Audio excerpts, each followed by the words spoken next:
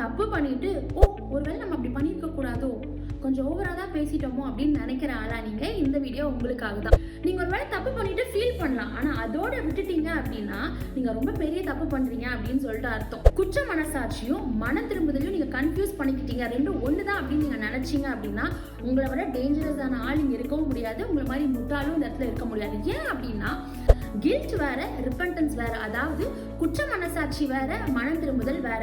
குற்ற மனசாட்சிக்கு அடுத்த ஸ்டேஜ் தான் மனம் திரும்புதல். குற்ற மனசாட்சி ஓகே நம்ம தப்பு பண்ணிட்டோம் நீங்க ஃபீல் பண்ணதுக்கு அப்புறம் நீங்க ஒரு ஸ்டெப் எடுத்து வச்சு நான் இப்படி பண்ண மாட்டேன் அப்படின்னு சொல்லி ஒரு டெசிஷன் எடுத்து நீங்க மாறிட்டீங்க அப்படின்னா அது மனம் திரும்பிட்டீங்க அப்படின்னு சொல்லிட்டு அர்த்தம். சப்போஸ் மாறாம குற்ற மனசாட்சியோடய இருந்து அப்படியே விட்டுட்டீங்க அப்படின்னா நீங்க இன்னும் மாறல, நீங்க இன்னும் மனம் திரும்பல அப்படின்னு அர்த்தம்.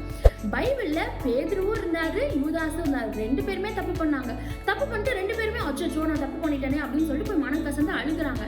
ஆனா பேதுரு என்ன பண்றாரு அப்படின்னா போய் மனம் கசந்து அழுததுக்கு அப்புறம் திரும்ப ஏசப்பா கிட்ட வராரு, தன்னை சேஞ்ச் பண்ணிக்கிட்டு வராரு. ஆனா யூதாஸ் திரும்ப ஏசப்பா கிட்ட வரவே இல்லை. நீங்க ஒரு வேலை சொல்லலாம், சே நான் தப்பு பண்ணிட்டேன் ஓகே, ஆனா ஆண்டவர் புரிஞ்சுப்பாரு, காட் அண்டர்ஸ்டாண்ட்ஸ் அப்படின்னு நீங்க ஒரு வேலை சொல்லலாம். ஆமாங்க, கண்டிப்பா ஆண்டவர் புரிஞ்சுப்பாரு. என்ன தெரியுமா புரிஞ்சுப்பாரு? அவரோட காரியத்துல நீங்க சீரியஸா இல்லைன்னு கண்டிப்பா புரிஞ்சுப்பாரு.